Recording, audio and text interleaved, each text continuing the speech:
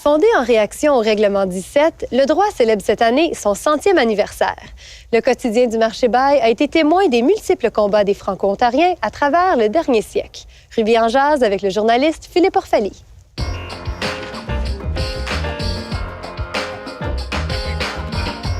Alors, la première édition du droit est parue le 27 mars 1913.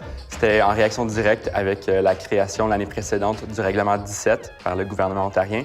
Ce règlement-là visait à limiter l'utilisation du français comme langue de communication et comme langue d'enseignement dans les écoles. La personne qui est vraiment à l'origine du droit en tant que tel, on la présente souvent comme le père Charles Charlebois, qui était un père oblat.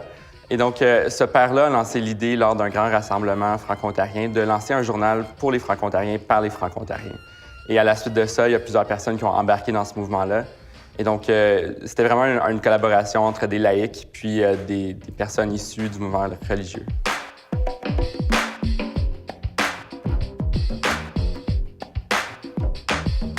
Quand le droit est créé, il y a 2 employés, il y a le rédacteur en chef puis un journaliste. Par la suite, dès le mois de mars 1913, il y a environ 27 personnes qui travaillent pour le droit. Donc, on voit déjà que le journal prend assez d'ampleur.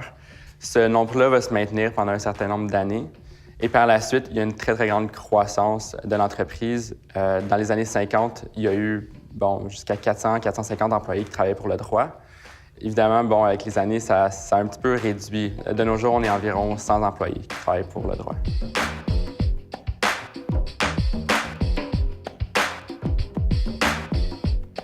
Moi, je couvre la politique fédérale au jour le jour. Et puis, au début du mois de janvier 2013, mes patrons m'ont approché pour me demander de m'occuper du cahier du 100e. C'est un très grand projet. On parle d'un produit final d'environ 148 pages. Donc, c'est énormément de travail. Moi, ce que j'ai fait, c'est que je me suis précipité dans nos archives au sous-sol et puis également à l'Université d'Ottawa et puis les archives des Pères Oblats.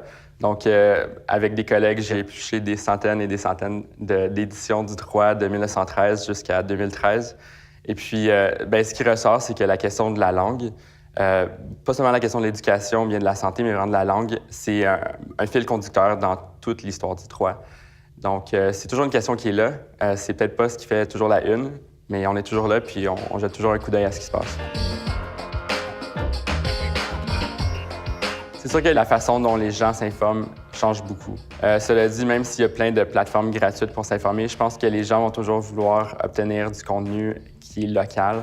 Et ce contenu local-là, on ne peut pas l'obtenir gratuitement. Il faut qu'il y ait des gens qui travaillent fort pour trouver des nouvelles, des exclusivités, tout ça. Donc, je pense que tout l'aspect information locale va toujours demeurer. Reste à savoir de quelle façon ça va réellement s'effectuer au fil des années.